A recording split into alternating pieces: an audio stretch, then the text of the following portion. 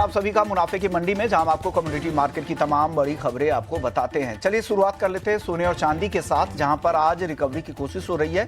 कल शाम के सत्र में ही हमने देखा था वो रिकवरी दिखी थी। हालांकि आज एक अहम डेटा है, वो है पिछले फेड बैठक की, एफओएमसी बैठक की जो मिनट्स जारी होंगे उस पर बाजार नजर रखेगा। और कल नॉन फार्म पेरोल के नंबर वही आएंगे, लेकिन जॉबलेस क्लेम के जो नंबर आ रहे हैं उससे वापस से लेबर मार्केट को लेकर चिंताएं लग रही है यूएस मार्केट में। और फिर से यहां पर रिन्यूड संभावनाएं बन गई है कि कहीं फेड दिसंबर में ब्याज दरों में कटौती तो नहीं करेगा। ये तमाम फैक्टर्स है, लेकिन अब आपको क्या करना है?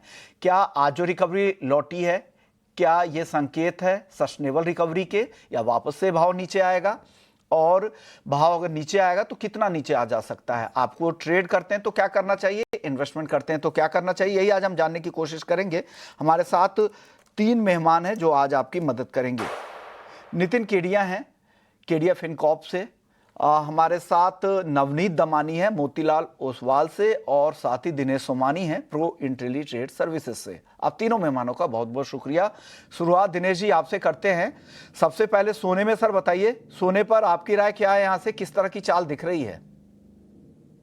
जी बिल्कुल विश्व मोहन जी, पिछले फ्राइडे में हमने देखा कि गोल्ड में एक तेज गिरावट हमें देखने मिली थी। 1,28,000 के लेवल से करीब करीब 5 से 6,000 रुपए की मंदी 1,22,000 1,23,000 के लेवल नीचे आया है।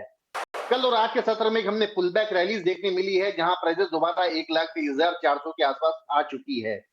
शुरुआती ये बताया जा रहा था कि जो इन्फ्लेशन रेट है ये करीब करीब 3% का अभी भी है, और फेड से निरंतर ये संकेत मिल रहे थे कि आने वाले समय में जो ब्याज दरें दिसंबर में जो कट होनी थी उसके चांसेस मात्र 46% रह गए थे, जो कि पहले 76% के आसपास के थे। और इसी के चलते गोल्ड के प्राइसेस में गिरावट देखने मिली है। लेकिन अब शायद ये बताया जा रहा है कि शायद वो प्रोबेबिलिटी 50% से ज्यादा हुई है, जिसके चलते हमने थोड़ा सा रिलीफ रैली देखने मिली है। ओवरऑल गोल्ड का स्ट्रक्चर अभी भी काफी स्ट्रांग लगता है। डाउनसाइड बेस लाइन सपोर्ट मुझे 1,22,000 लगता है, और ऊपर का रेजिस्टेंस 1,28,000 लगता है। तो आई थिंक यहाँ पर अगर 1,23,000 के नीचे कहीं पर भी गोल्ड मिलता है तो खरीदारी का अवसर बन सकता है। 1,23,600 इंट्राडे के हिसाब से ऊपर जाना चाहिए, और मुझे लगता है कि 1,22,500 का स्टॉप लॉस मेंटेन करना चाहिए। चलिए, लेकिन हमने गोल्डी लॉक्स रिसर्च के फाउंडर गौतम शाह से भी पूछा था ये सवाल कि सोने चांदी की जो तेजी आई है, जो रैली दिख रही है, क्या ये सस्टेनेबल है? आगे क्या हो सकता है, या रैली पूरी हो चुकी है? वो जाने माने टेक्निकल एनालिस्ट हैं और गोल्डी लॉक रिसर्च के फाउंडर भी हैं।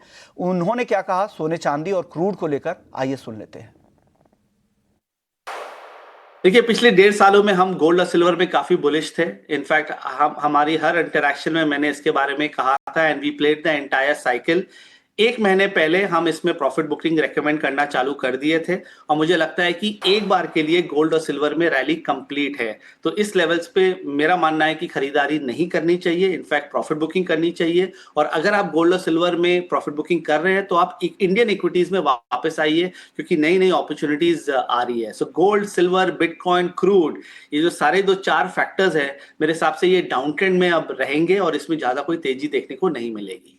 यानी टेक्निकल एनालिस्ट है और टेक्निकल सेटअप के आधार पर ही अपनी राय देते हैं। इनको लग रहा है कि यहाँ से ज़्यादा तेज़ी नहीं दिखती है और आपको वापस से इक्विटी में अपना एक्सपोजर बढ़ाना चाहिए। सोना, चांदी, क्रूड और क्रिप्टो, यहाँ से मुनाफा वसूली की सलाह वो दे रहे हैं।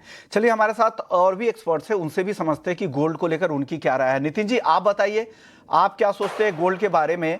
ये जो 3 दिनों की गिरावट के बाद कल शाम के सत्र से रिकवरी दिख रही है, ये रिकवरी आपको सस्टेनेबल लग रही है, या वापस से भाव नीचे आ सकता है? नमस्कार विश्वमन जी, थैंक्स फॉर हैविंग मी है।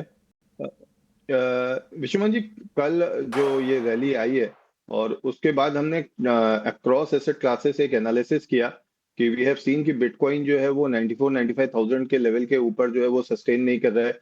एनवीडिया में भी हम देख रहे हैं कि ऊपर के लेवल्स पे जो एआई मतलब एनवीडिया जो एआई स्टॉक्स को लीड करता है उसमें भी सेलिंग आ रही है। और यूएस मार्केट के अंदर कहीं ना कहीं या बाकी मार्केट्स में भी हम एक सेल ऑफ देख रहे हैं, और साथ में बॉन्ड मार्केट्स के अंदर भी हम ये देख रहे हैं कि जापानीज बॉन्ड की जो यील्ड है वो 1.7% हो गई है। तो जब हम इसके डीप एनालिसिस करते हैं तो हम ये पाते हैं कि there is somewhere around 3.8 trillion USD जो कि जापान ने डिफरेंट मार्केट्स में इन्वेस्ट कर रखा है। और अगर उसको अपनी इकोनॉमी पटरी में लानी है तो उसका एक इंडिकेशन है कि वो 1.1 बिलियन डॉलर जो है वो ट्रिलियन डॉलर जो है वो मार्केट से वो वापस रोल बैक कर सकता है। तो अब ये रोल बैक में क्या होगा, ये पैसा इक्विटीज में भी लगा है, ये पैसा तमाम रिस्की एसेट्स में लगा हुआ है, और ये जिस समय पेस चालू होगा तो उस समय मार्केट्स को एक लिक्विडिटी की जरूरत होगी और अक्रॉस द वर्ल्ड लिक्विडिटी की जरूरत होगी। तो उसके पहले जब इस तरह की मार्केट बनेगी जहां पे इस तरह का लिक्विडेशन होगा, वहां पे एक टेम्परेरी फेज में हम शायद गोल्ड को नीचे आते हुए देखें, और जो हमारी रेंज अभी तक चल रही थी 3800 से लेके 4200 तक की, वो हमने नीचे में $3700-3600 तक के लेवल्स को रिवाइज किया है आज सुबह। मुझे ऐसा लग रहा है कि 3600-3700 इस सेल ऑफ में एक बार आ सकता है, लेकिन उसके बाद चूंकि लिक्विडिटी की जरूरत होगी और जिस तरह के लिक्विडिटी के इंजेक्शन वर्ल्ड बैंक्स जो है, वो सेंट्रल बैंक जो है वो अपने अपने सिस्टम को देंगे, तो उसका भी मुझे सबसे बड़ा बेनिफिशियरी गोल्ड ही दिखाई देता है। तो मुझे ऐसा लगता है कि यहाँ पे अगर किसी की रिस्क कैपेसिटी अच्छी है और वो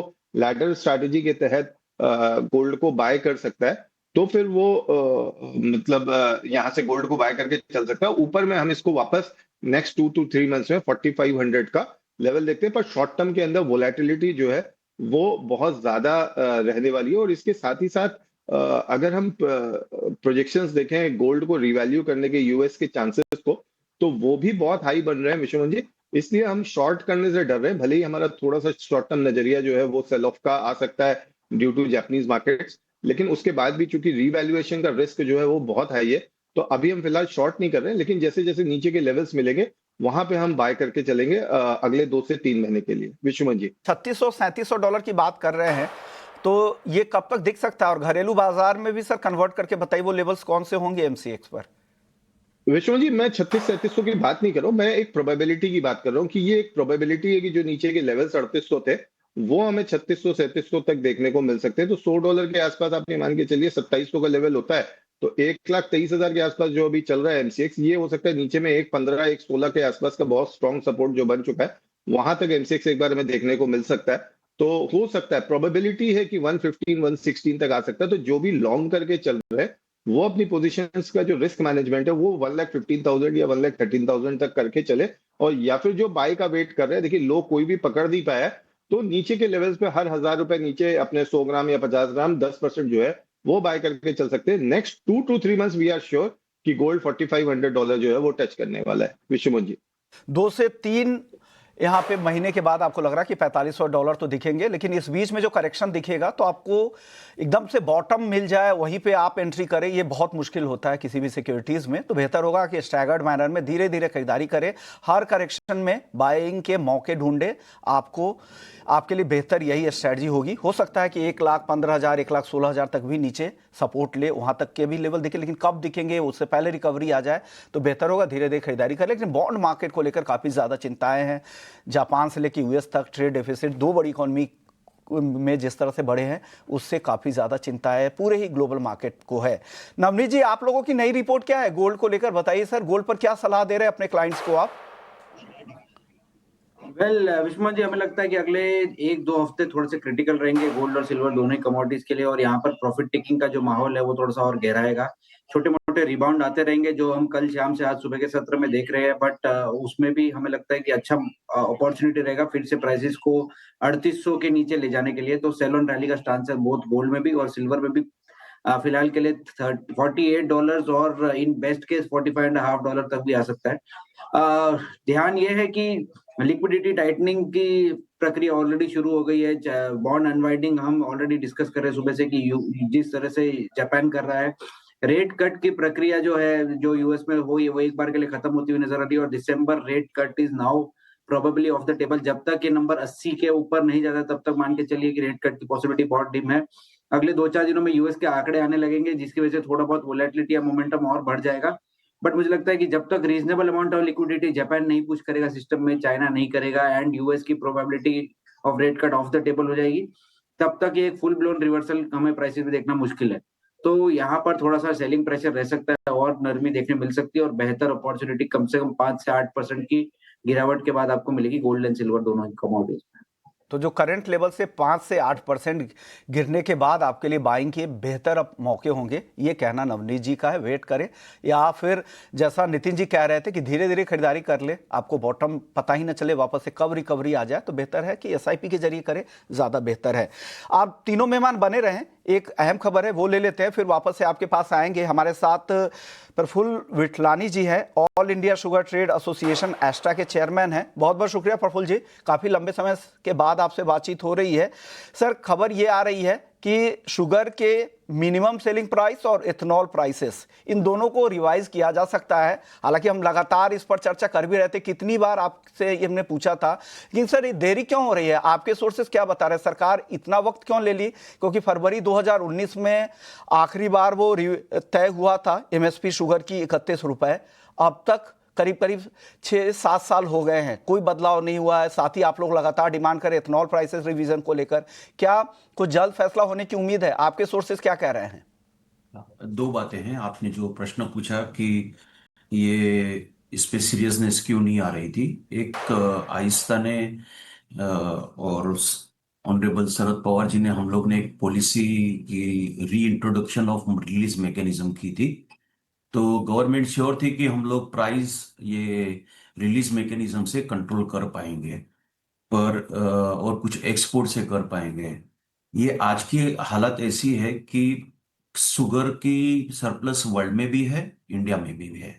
तो अभी एक्सपोर्ट की तो परवानगी मिल गई, लेकिन पेरिटी नहीं है। जो दूसरी बात है कि ये हमें उम्मीद काफी है इस बार, जो कि हम 3-4 साल से दो सब्जेक्ट पे बोल रहे थे कि एक एमएसपी हाइक की जाए, जो 2019 से नहीं की गई है, और इथेनॉल प्रोक्योरमेंट प्राइस, ये इस पे हम प्रेशर इसलिए लगा रहे थे क्योंकि अगर एक इंडस्ट्री रहती है, उनका 80% रेवेन्यू डोमेस्टिक शुगर सेल से है और 10% जो रेवेन्यू है वो इथेनॉल से है, और यही एक रहती है चीज जिससे कुछ सपोर्ट मिल सकता है और फार्मर अल्टीमेटली उसका विक्टिम ना हो। तो इसके अभी हमें क्यों लग रहा है कि शायद इस बार पॉसिबिलिटी ज्यादा है। उत्तर प्रदेश के चीफ मिनिस्टर योगी जी ने प्रधानमंत्री जी को पत्र लिखा है कि शुगर की एमएसपी बढ़ाई जाए। फिर कर्नाटक के चीफ मिनिस्टर जाके मिल के आए परसों के दिन प्रधानमंत्री जी को, सेम एमएसपी के लिए। और यहाँ से श्री देवेंद्र फडणवीस जी ने भी पत्र लिखा है। तो ये 3 स्टेट जो है, कर्नाटक, यूपी और महाराष्ट्र, वो हिंदुस्तान की टोटल शुगर प्रोडक्शन का करीबन 70 से 80% स्टेक धराते हैं। तो सीरियसनेस अभी प्रधानमंत्री तक भी पहुंची हुई है। और कल जिस स्टेटमेंट हमारे श्री प्रहलाद जोशी जी ने जो दिया है कि वी विल कंसिडर, तो एक उम्मीद बड़ी है, भगवान पे रखते हैं। नहीं तो ये बार क्या है कि परिस्थिति अलग है। ये 2019 से 2025 में फिर भी कॉस्ट ऑफ प्रोडक्शन निकाल पाए, पर जिस तरह से जो 360 लाख टन का सुक्रोज अवेलेबिलिटी बन रही है, जिसपे 5-7% प्लस माइनस हो सकता है, जो जनवरी में क्लियर होगा, वो हिसाब से अगर कोई गवर्नमेंट की ये 2 स्टेप पे हेल्प नहीं होती है, तो शायद प्राइसेस काफी गिर जाएंगे और फार्मर्स उसके विक्टिम हो जाएंगे।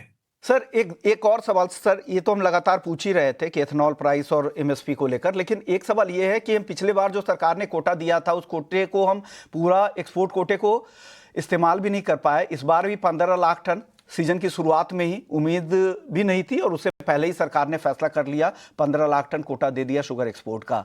क्या पैरिटी है इंटरनेशनल मार्केट में कि हम एक्सपोर्ट कर पाएंगे? क्योंकि या फिर लंबा वक्त है, पूरा सीजन अभी बचा हुआ है, आगे वो पैरिटी बनेगी और एक्सपोर्ट पूरा हम कर पाएंगे? इसकी दो बातें हैं कि जब शुगर का प्रोडक्शन चालू होता है विश्वमन जी, तो उसके 4 महीने काफी शुगर मिले जिनकी फाइनेंशियल पोजीशन वीक रहती है, वो कोर्ट ऑर्डर या कहीं से भी रिलीज मैकेनिज्म को फॉलो न करते हुए एक्सेस सप्लाई मार्केट में लाके मार्केट को डंप कर देते हैं। तो ये इनके पास 2 रास्ते हो जाएंगे कि क्या प्राइस आपको एक्सपोर्ट में मिल रही है और क्या प्राइस आपको डोमेस्टिक में मिल रही है। जहां पे भी एक्सपोर्ट की पेरिटी हो जाएगी, वो उसका एक बॉटम बन जाएगा। तो ये एक्सपोर्ट का जो है, लास्ट सीजन भी नहीं हो पाया था, और ये सीजन भी हमें नहीं लगता है कि 7 या 8 लाख टन से कुछ ज्यादा हो सके। एक्सेप्शनल केस की कोई इंटरनेशनल मार्केट में 20-25% प्लस माइनस होना एक कॉमन चीज है, जो ये साल बहुत कम दिख रही है, और हमारे हिसाब से 7 या 8 लाख टन का ही निर्यात होगा। ऐसा या आज की तारीख के हिसाब से लग रहा है। पिछले सीजन में वही देखने को मिला था। सर 30 सेकंड में जवाब दीजिए, वक्त कम है। महाराष्ट्र के 22 चीनी मिलों को लाइसेंस नहीं मिला है क्योंकि जो उनकी जो नियम थे उस नियमों को उन्होंने पूरा नहीं किया है। इस पर आपका अपडेट क्या है सर? देखिए, काफी रेगुलरिटी जो है वो 170 मिलों को मिल गई है। अगर वो 22 लोग दिक्कत दे रहे हैं 170 मिलों को, तो उनका तो लाइसेंस रुकना ही था, तो रुकता है। फिर जब वो अपने एफिडेविट्स क्या डिक्लेरेशन किया था? देंगे तो उनको भी लाइसेंस मिल जाएगा। सर उनकी तरफ से ऐसी क्या कमी थी, कौन से ऐसे नियम थे जिन्होंने पालन नहीं किया था?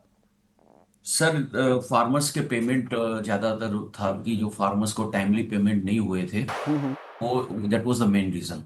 ओके, शुक्रिया आपका, आपने वक्त निकाला और पूरी बात आपने रख ली। कुछ मुद्दे रह गए, आगे के शोज में जरूर शामिल करेंगे। वक्त है ब्रेक का, ब्रेक के बाद लौटेंगे तो वापस से नॉन एग्री मार्केट का रुख करेंगे। चांदी पे हमारे दो मेहमानों से बातचीत नहीं हो पाई थी, जब लौटेंगे। और ब्रेक के बाद आप देख रहे हैं मुनाफे की मंडी। अब चांदी की बात करते हैं। चांदी 1300 रुपए से ज्यादा मजबूती दिखा रही है, 1,56,000 के करीब। नितिन जी, आपकी राय?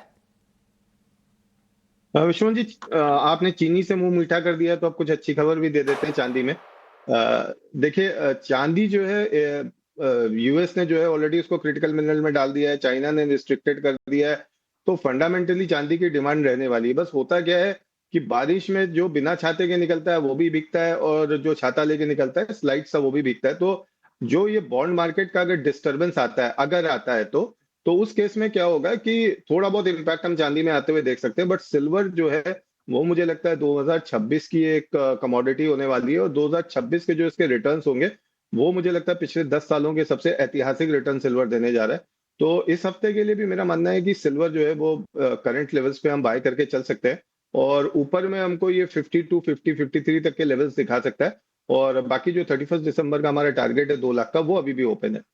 30 सेकंड में एक और जवाब दे दीजिए नितिन जी। अगर ग्लोबल रिसेशन जैसी चीजें आती है, यूएस और जापान को लेकर जिस तरह की चिंताएं हैं, उसके बाद भी चांदी 2026 में इस तरह के परफॉर्मेंस दिखाएगी क्या? देखिए, जब भी रिसेशन आया है तो रिसेशन के बाद सिल्वर ने जो है एक बड़ा मूव दिखाया है, क्योंकि किसी भी रिसेशन से काउंटर करने के लिए आज की डेट में सेंट्रल बैंक्स के पास एक सबसे बड़ा हथियार जो है वो लिक्विडिटी है या क्वांटिटेटिव ईजिंग है। फिर चाहे वो 2009 हो, चाहे 2013 हो, फिर 2016-17 के बिड में भी हमने देखा कि वो अनवाइंड हुई, लेकिन कोविड में हमने देखा कि वो दोबारा आई। तो जब जब ये हुआ तो सिल्वर ने अपना एक हिस्टोरिक न्यू हाई लगाया, और इनफैक्ट अगर आप स्टडी करोगे तो सिल्वर लगभग 70 to 80% का इंक्रीमेंट दिया उसने हर रिसेशन के बाद में। तो अगर रिसेशन आता है तो रिसेशन जो है it will be followed by a liquidity, और बहुत क्विक लिक्विडिटी डिसीजन होंगे।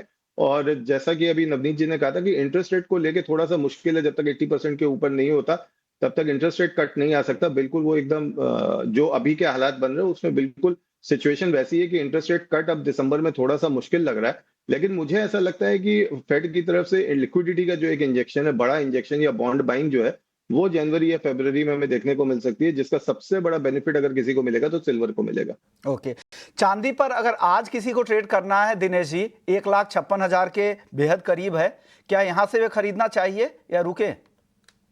ये विश्वपन जी, मॉर्निंग में जो मैंने कॉल दी थी वो तो टारगेट ऑलमोस्ट ऊपर आ चुका है यहाँ से। आई थिंक थोड़ा डिप का इंतजार करना चाहिए। 1,55,300, 1,55,400 का वेट करे, उन लेवल पर खरीदारी करे। 1,54,300 का स्टॉप लॉस मेंटेन करके 1,57,400 का अपसाइड पोटेंशियल इंट्राडे में देखने मिल सकता है। सिल्वर का जो मोमेंटम है आज गोल्ड के मुकाबले थोड़ा ज्यादा स्ट्रॉन्ग। ओके, मेटल्स पे नवनीत जी आप बताइए, बेस मेटल्स की चाल कैसी दिख रही है? पिछले सत्र में हमने मुनाफा वसूली देखा, लेकिन आज रिकवरी है सारे ही मेटल्स में। यहाँ क्या पसंद आ रहा है आपको? पहले हम 3-4 दिनों से देख रहे हैं कि चांदी और सोने के साथ साथ मेटल्स में भी थोड़ा सा दबाव देखने मिल रहा है, बट रिकवरी भी उसी तरह से आ रही है। निचले लेवल पे अच्छी बाइंग इमर्ज होते हुए नजर आ रही है। मेरा बाय स्ट्रांगली पॉजिटिव है मेटल्स में, और हर गिरावट पे बाई की रणनीति रहेगी, तो मैं पॉजिटिव स्टांस लेके ही चलना चाहूंगा। मुझे लगता है कॉपर की एक्यूट शॉर्टेज है मार्केट में, और ये जो मुनाफा वसूली या जो rate cut possibility, dollar index में रिबाउंड जो हम देख रहे हैं, उसका एक ओवरहैंग हमें मेटल प्राइस पे देखने मिल रहा है। लार्जली मेरा स्टैंड पॉइंट क्लियर है कि बाय ऑन डिप की स्ट्रेटेजी रखनी चाहिए, और लगभग 992, 990 के आसपास मिले तो आप कॉपर बाय कर सकते हैं। आपका अपसाइड टारगेट 1005, 1010 होगा। दूसरा, जिंक पे भी अच्छी बाइंग इमर्ज होते नजर आ रही है। 300 के ऊपर सस्टेनेबल बेसिस पे बाय करिए। 305 और 310 तक के टारगेट आपको देखने मिल सकते हैं। ओके, आपकी टॉपिक क्या है दिनेश जी मेटल्स में? मुझे एल्यूमिनियम में एक रिकवरी दिखती है, ऊपर में करीब करीब 275 के लेवल से गिर के ये 262 के लेवल से आया है। आई थिंक 262-262.20 एक गुड लेवल है, यहाँ पर एक एक्यूमुलेशन किया जा सकता है। 267 अपसाइड टारगेट मुझे नजर आता है और 260 का स्टॉप लॉस मेंटेन किया जा सकता है। नवनीत जी, एक छोटा जवाब क्रूड पर दे दीजिए। क्रूड के जो अमेरिका के नंबर आए हैं, एपीआई की रिपोर्ट है, उसमें तो स्टॉक बढ़ते दिख रहे हैं। क्या दबाव और बढ़ सकता है क्या कच्चे तेल पर नवनीत जी? शायद नवनीत जी से ऑडियो की दिक्कत है। यही सवाल दिनेश जी, क्रूड पर आपकी राय? मुझे लगता है कि एक रेंज बाउंड एक्टिविटी है, नीचे में 5250, ऊपर में 5450 या 200 रुपए का दायरा काफी समय से मेंटेन कर रहा है और अभी एक मिडवे है थोड़ा सा। फिर भी मुझे लगता है कि 5340 के आसपास जो है, जो नेक्स्ट कॉन्ट्रैक्ट है दिसंबर कॉन्ट्रैक्ट, वो अक्यूमुलेट किया जा सकता है 5420 के लक्ष्य के लिए। 5280 का स्टॉप लॉस मेंटेन किया जा सकता है। ओके, शुक्रिया आप तीनों मेहमानों का। आप लोगों ने वक्त निकाला, हमारे दर्शकों को गाइड किया। मुनाफे की मंडी को यहीं समेटेंगे। इक्विटी मार्केट में आज देखें तो आज रिकवरी दिख रही है। दिन के शुरुआती अगर लो से देखें, ग्लोबल क्यू सपोर्ट नहीं कर रहा है, लेकिन इंटरनली जो स्ट्रेंथ है घरेलू बाजार की, वो यहाँ पर बेहतर तरीके से काम कर रहा है और साथ ही यूएस के साथ जो ट्रेड डील होने की संभावनाएं हैं, उससे भी बाजार को सपोर्ट मिल रहा है। चलिए, क्या कुछ हो रहा है इक्विटी मार्केट का एक्शन बताएंगे आपको ब्रेक के बाद। जल्द लौटते हैं।